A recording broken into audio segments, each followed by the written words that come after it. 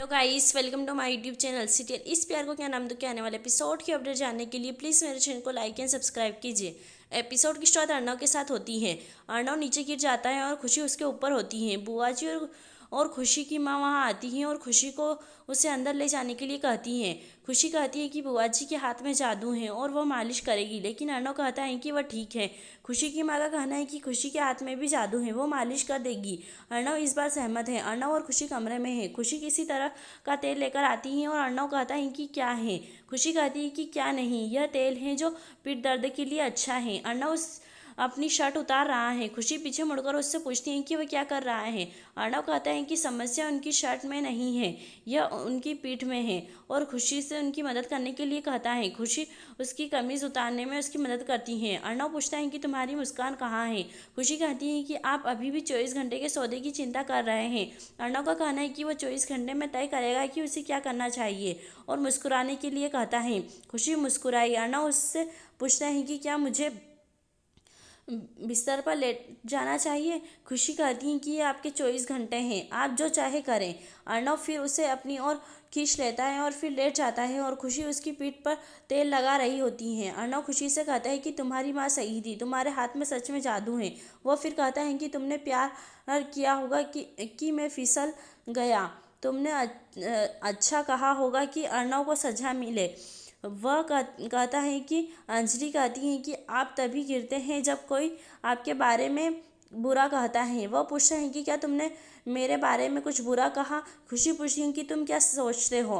अर्णव अचानक से खींच कर बिस्तर पर लिटा लेता है और वह उसके ऊपर होता है। वह कहता है कि हो सकता है कि आप नहीं जानते हो, लेकिन जब आप शांत होते हैं तो आपकी आंखें सब सच कह देती हैं।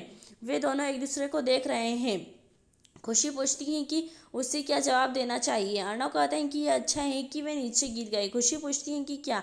अर्णव उसकी नाक को छूता है और कहता है कि तुम फिर से लाल हो गई हो। बुआ जी अर्णव को आवाज़ लगाती हैं और पूछती हैं कि अब दर्द कैसा है। खुशी उठ जाती है। अर्णव अपनी शर्ट वापस पहनता है और कहता है कि बुआ जी आप सही थे, खुशी के हाथ में जादू है। खुशी वहाँ से चली जाती है। अभी शाम है। बुआ जी और खुशी की माँ बाहर जाती हैं और खुशी को अर्णव का ख्याल रखने के लिए कहती हैं। दो लड़के दो बॉक्सों के साथ वहाँ आते हैं। अर्णव उन्हें अंदर रखने को कहता है। खुशी पूछती है कि यह क्या है। अर्णव कहते हैं कि आपने ही कहा था कि आप पैसा कमाना चाहते हैं। अर्णव कहता है कि आपको इन उपहारों को पैक करना होगा जो उनके कार्यालय के कर्मचारियों के लिए हैं। अर्णव कहते हैं कि आपके पास 40 मिनट है, इसलिए उन्हें जल्दी से पैक कर ले।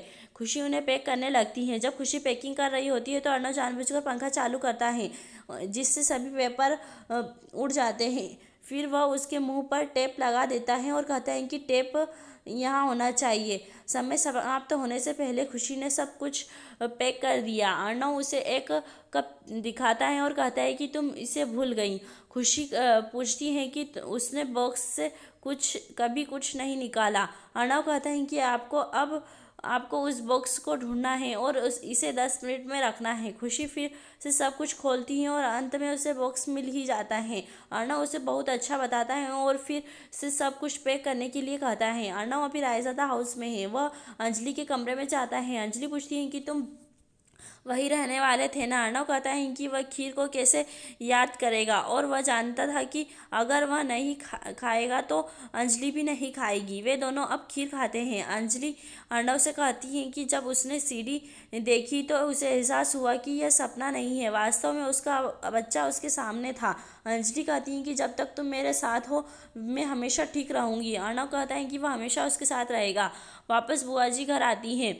खुशी का कहना है कि ऐसा लगता है कि अर्णव अपने सौदे के बारे में भूल गया था, और इसलिए जब वह जा रहा था तो उसने कुछ नहीं कहा, और वह इस वजह से मीठा खाने वाली होती है। लेकिन उसी समय अर्णव उसे फ़ोन करता है और कहता है कि उसे खुश होने की ज़रूरत नहीं है। वह कहता है कि वह अभी अपने घर पर गया है, अपने सौदे के बारे में नहीं भूला। खुशी चुपचाप कहती है कि क्या बुराइयां कभी उनके सौदे को भूल गई। अर्णव उससे बताता है कि उसे पूरी रात जागना होगा, क्योंकि अर्णव को कभी भी उसकी ज़रूरत पड़ सकती है। खुशी कहती है कि वह फ़ोन पर क्या करेगी। अर्णव कहता है कि आप रेडियो बज सकती हैं और आपको इस सब के बारे में चिंता करने की ज़रूरत नहीं है। वह जागते रहे। वे फिर लटक गए। खुशी खुद से बात करती हैं और कहती हैं कि वह क्या सोच रहा है, मुझे पूरी रात जगाए रखा। वह मेरा फ़ायदा उठा रहा है क्योंकि मेरे पास और कोई विकल्प नहीं है। दिन भर गुलाम की तरह काम कराया, लेकिन अब मेरी बारी है। आपके पास पैसा शक्ति हो सकती है, लेकिन खुशी के पास दिमाग है। और वह कहती है कि वह उसे सोने भी नहीं देगी। अर्णव अब सोने वाला है और खुशी उसे कॉल करती है। अर्णव पूछता है कि क्या तुम मुझे याद कर रहे हो? खुशी कहती है, नहीं, मैं सिर्फ यह पूछना चाहती थी कि क्या तुम ठीक हो। और उससे पूछती है कि क्या उसे किसी चीज़ की ज़रूरत है। अर्णव अभी के लिए नहीं कहता है, लेकिन अगर उसे किसी चीज़ की ज़रूरत है तो वह उससे रहने के लिए कहता है। अर्णव अब सो रहा है। खुशी फिर से उसे कॉल करती है और पूछती है क्या उसे कुछ चाहिए। वह उसे बार बार फ़ोन करती रहती है। अर्णव उससे पूछता है कि उसकी समस्या क्या है। उसे सोने के लिए कहता है। खुशी का कहना है कि वह सिर्फ अपनी ड्यूटी कर रही है। अर्णव कहता है, मुझे कुछ भी नहीं चाहिए, मुझे कॉल बंद करो। खुशी का कहना है कि वह पूरी रात ठीक से अपना कर्तव्य निभाएगी। वह घर के नंबर पर कॉल करती है क्योंकि अर्णव ने अपना फ़ोन बंद कर दिया था। अर्णव होम लाइन को भी बिजी रखता है और कहता है कि अब क्या करेगी खुशी। कोई अब रायज़ादा का दरवाज़ा खटखटाता है और अर्णव कहता है कि खुशी नहीं हो सकती, बहुत देर हो चुकी है। यह अर्णव का मैनेजर है। अर्णव पूछता है कि तुम यहाँ क्या कर रहे हो। वह कहता है कि खुशी ने उसे कॉल किया। अर्णव उसे सोने के लिए कहता है और उसे भी सोने देने के लिए कहता है। खुशी कहती है कि यह उसका कर्तव्य है और उसे अपने फ़ोन को चालू करने के लिए कहता है। वह अपने कार्यालय के सभी को अपने घर भेज देगी। खुशी खुद को जगाए रखने के लिए कॉफ़ी पी रही है और कहती है कि अब कोई नहीं बचा है, अब उस किसे फ़ोन करें। अर्णव वहाँ आता है और उसका फ़ोन छीन लेता है। यही एपिसोड समाप्त होता है। आने वाले एपिसोड के